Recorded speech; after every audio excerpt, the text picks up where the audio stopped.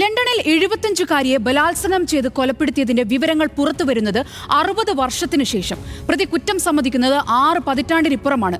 വഴിത്തിരിവായത് സ്ത്രീ ഉപയോഗിച്ചിരുന്ന നീല മിനി സ്കേർട്ട്. UK കോൾഡ് കേസിന്റെ ചുരുളഴിഞ്ഞത് എങ്ങനെയെന്ന് നോക്കാം ജാഗ്രതയിൽ.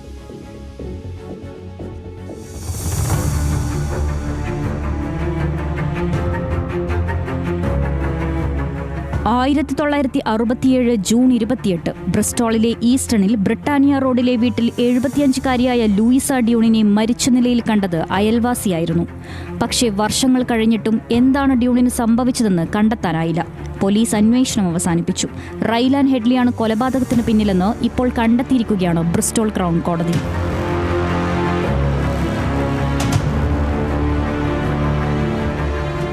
34-ാം വയസ്സിലാണ് ഹെഡ്ലി 75-കാരിയെ വീട്ടിൽ കയറി അതിക്രമിക്കുന്നതും ബലാത്സംഗത്തിന് ശേഷം കഴുത്ത് ഞെരിച്ച് ക്രൂരമായി കൊലപ്പെടുത്തുന്നതും.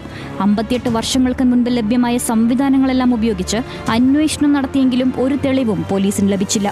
അതോടെ ഏറെ വേദനിപ്പിക്കുന്നതും ദുരിതപൂർണവുമായ ദുരൂഹത എന്ന നിഗമനത്തിൽ പോലീസ് കേസ് എഴുതി തള്ളി.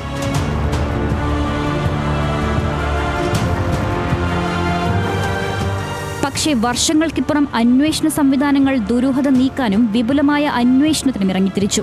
കൊലപാതകം നടന്നതിന് ശേഷം ഡ്യൂണിന്റെ വീട്ടിൽ നിന്ന് കണ്ടെത്തിയ ചില സാധനങ്ങൾ അന്നത്തെ പോലീസ് ഉദ്യോഗസ്ഥർ സൂക്ഷിച്ചിരുന്നു. അതിൽ സംഭവം നടക്കുന്ന സമയം ഡ്യൂൺ ധരിച്ചിരുന്ന നീല മിനി സ്കേർട്ടും ഉണ്ടായിരുന്നു. ആ പാവാടയിൽ പ്രതിയുടെ ബീജത്തിന്റെ സാന്നിധ്യമുണ്ടായിരുന്നു. DNA പരിശോധനയിൽ ഈ ബീജം ഹെഡ്ലിയുടേതെന്ന് കണ്ടെത്താൻ കഴിഞ്ഞതോടെ ദുരൂഹതകൾ നീങ്ങുകയായിരുന്നു. And if so, what were your actions? No comment. Was it an accident? No comment.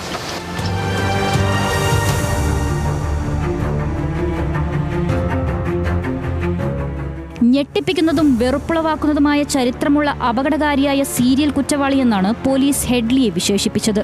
UK-യിൽ ചുരുളഴിയുന്ന ഏറ്റവും പഴക്കമുള്ള കേസാണിതെന്നും police.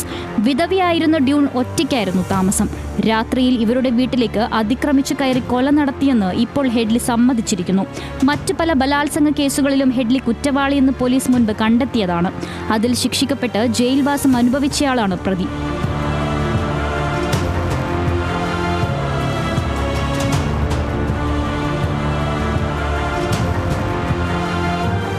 International desk, news Malayalam.